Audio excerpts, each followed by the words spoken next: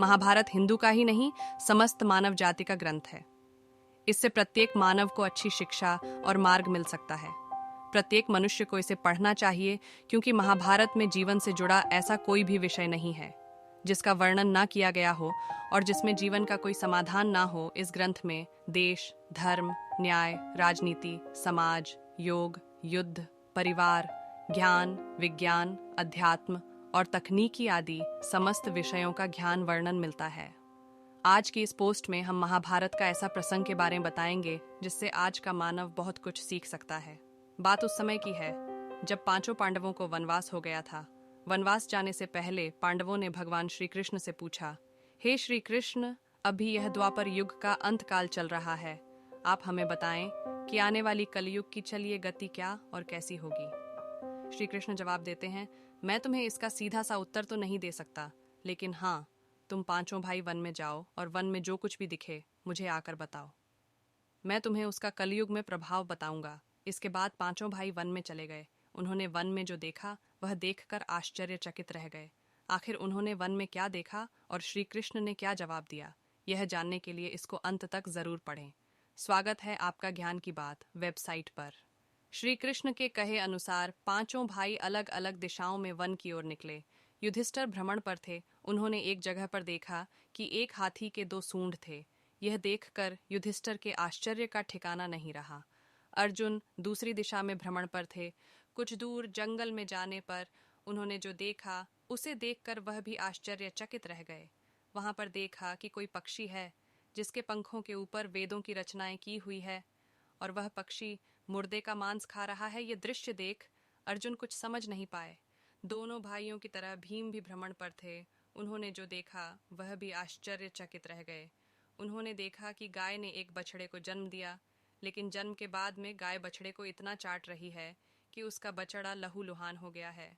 सहदेव भी भ्रमण पर थे तो उन्होंने चौथा आश्चर्य देखा। उन्होंने देखा कि 6-7 कुएं हैं जिसमें पानी है और बीच का एक कुआं खाली है। बीच का कुआं काफी गहरा होते हुए फिर भी पानी नहीं है। घोर आश्चर्य हुआ, ऐसे कैसे हो सकता है। नकुल भी भ्रमण पर थे और उन्होंने एक आश्चर्यजनक घटना देख एक पहाड़ के ऊपर से एक बड़ी सी चट्टान लुढ़कते हुए नीचे आ रही है। वे कितने ही वृक्षों से टकराकर उनको नीचे गिराते हुए वे आगे बढ़ जाती है। विशालकाय वृक्ष भी उस रोक ना सकें। इसके अलावा यह चट्टान कितनी ही अन्य चट्टानों के साथ टकराई, फिर भी वह उसे रोक नहीं सके। अंत में वह एक अत्यंत छोटे पौधे का स्पर्श होते ही स्थिर हो गई। इसके बाद पांचों भाई एकत्रित हुए और शाम को भगवान श्री कृष्ण को अपने अनुभव सुनाए। सबसे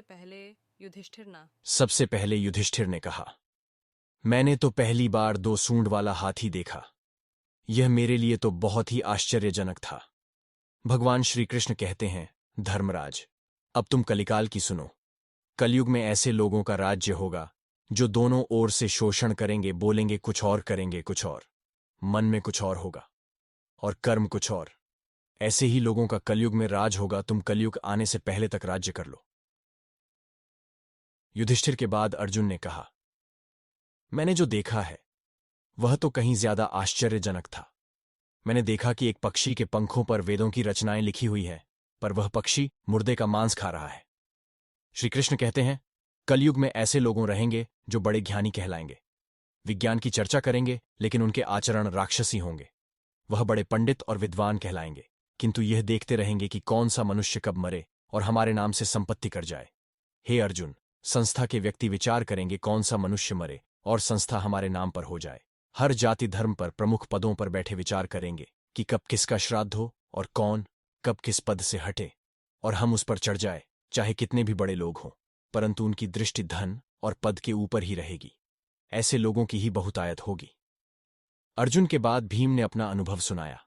भीम ने कहा कि गाय अपने बछड़े को इतना चाटती है कि बछड़ा लहूलुहान हो जाता है। श्री कृष्ण कहते हैं, कलयुग का मनुष्य शिशुपाल हो जाएगा। कलयुग में माओ की बच्चों के लिए ममता इतनी बढ़ जाएगी, उन्हें अपने विकास का अवसर ही नहीं मिलेगा। मोह माया में ही घर बर्बाद हो जाएगा। किसी का बेटा घर छोड़कर साधु बनेगा तो हजारों व्यक्ति दर्शन करेंगे। यदि अपने बेटे ने साधु बनना चाहा तो रोएंगे कि मेरे बेटे का क्या होगा। इतनी ज्यादा ममता होगी कि उसे मोह माया और परिवार में ही बांध कर रखेंगे। उसका जीवन वहीं खत्म हो जाएगा। वास्तव में लड़के तुम्हारे नहीं हैं, वह तो बहुओं की अमानत है, और लड़कियां जमाइयों की अमानत है, और तुम्हारा यह शरीर मृत्यु की अमानत है, तुम्हारी आत्मा परमात्मा की अमानत है। इसलिए तुम्हारा अपने शाश्वत संबंध को जानना आवश्यक है। भीम के बाद सहदेव ने पूछा, हे श्री कृष्ण, मैंने यह देखा कि 5-7 बड़े कुओं के बीच एक गहरा कुआं बिल्कुल खाली है, जबकि ऐसा संभव कैसे हो सकता है? भगवान श्री कृष्ण ने जवाब में कहा, कलयुग में लड़की के विवाह में, मकान के उत्सव में, छोटे बड़े उत्सवों में तो लाखों रुपए खर्च कर देंगे, परंतु पड्डे ढोस में ही यदि कोई भूखा प्यासा मर रहा होगा तो यह नहीं देखेंगे कि उसका पेट भरा है या नहीं। उनका अपना ही सगा भूख से मर जाएगा, उसे देखते रहेंगे, और दूसरी ओर मौज, मदिरा, मांस भक्षक, सुंदरता और जश्न में पैसे उड़ाएंगे, किंतु किसी के 2 आंसुओं पोंछने में उनकी रुचि ना होगी। कहने का तात्पर्य यह है कि कलयुग में अन्न के भंडार होंगे, लेकिन लोग भूख से मरेंगे। सामने बंगले में ऐशो आराम चल रहे होंगे, लेकिन पास की झोपड़ी में आदमी भूख से मर जाएगा। एक ही जगह पर असमानता अपने चरम पर होगी। सहदेव के बाद नकुल ने श्री कृष्ण को बताया कि मैंने भी एक आश्चर्य देखा है कि एक बड़ी सी चट्टान पहाड़ पर से लुढ़की वृक्षों के तने और चट्टाने भी उसे न रोक पाए, किंतु एक छोटे से पौधे के स्पर्श से ही वह बड़ी चट्टान रुक गई। समझ नहीं पाया कैसे। श्री कृष्ण ने कहा, कलयुग में मानव का मन नीचे गिरेगा, उसका जीवन पतित होगा। ये पतित जीवन धन की सिलाओं से नहीं रुकेगा, ना ही सत्ता के वृक्षों से रुकेगा, किंतु हरि नाम के एक छोटे से पौधे से, हरि कीर्तन से मनुष्य जीवन रूपी पौधे का पतन होना रुक जाएगा। इसलिए भक्तों, हरि भजन कलयुग में मोक्ष पाने का एकमात्र उपाय है।